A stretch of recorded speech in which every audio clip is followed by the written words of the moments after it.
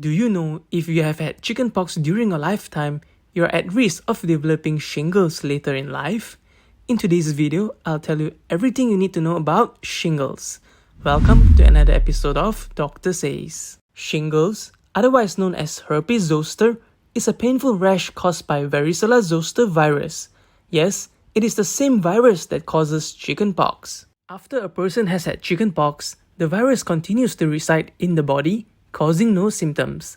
Later in life, it can become active again, causing the rash known as shingles. The term shingles comes from the Latin word cingulum, which means belt or girdle.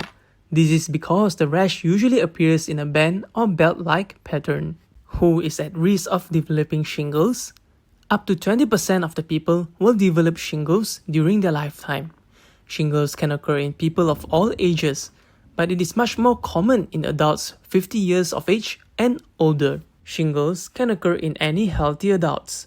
However, some people are at higher risk of developing shingles because of a weakened or compromised immune system.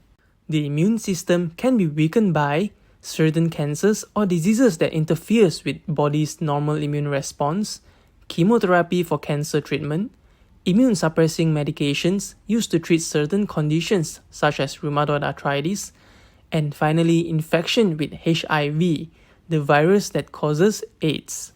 What are the signs and symptoms?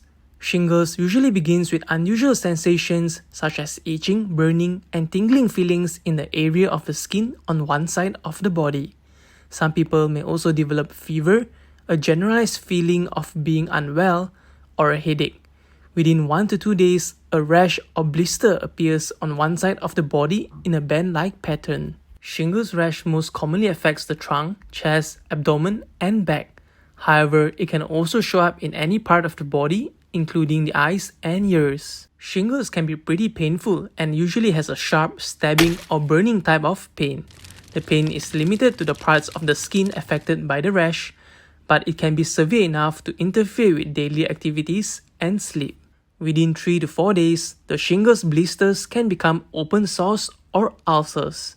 In individuals with a healthy immune system, the sores crust over and are no longer infectious by day 7 to 10.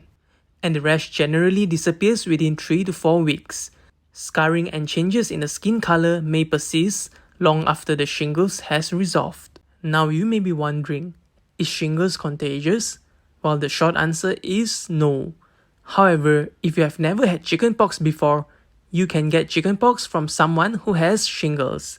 This can happen through direct contact with the shingles blister, or rarely by breathing in the virus through the air itself. Moving on to the complications. The first complication is skin infection. The sores of the shingles can become infected with bacteria, and this can delay healing.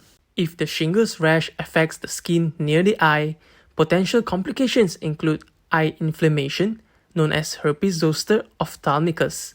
If this is not treated promptly, it may lead to potential loss of vision. Shingles can also affect the ear, known as herpes zoster oticus or Ramsay-Hunt syndrome. Symptoms include weakness of the facial muscles of the affected side, ear pain, and blisters inside the ear canal.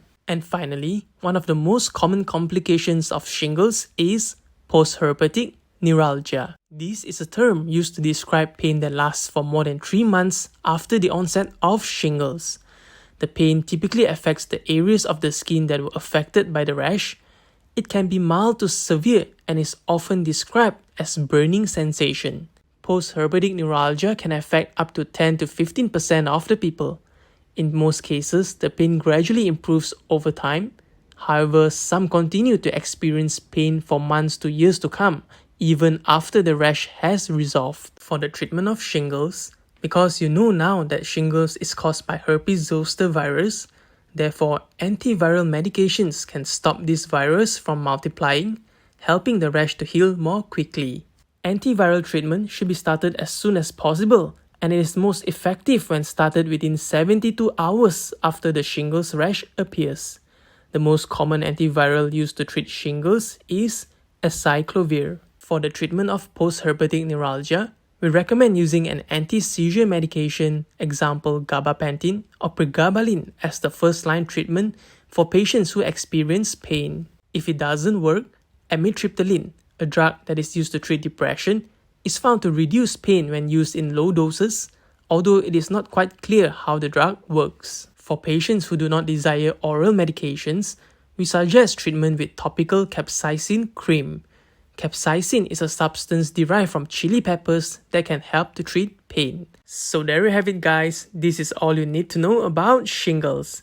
Thank you for watching and don't forget to subscribe, and I'll see you next week.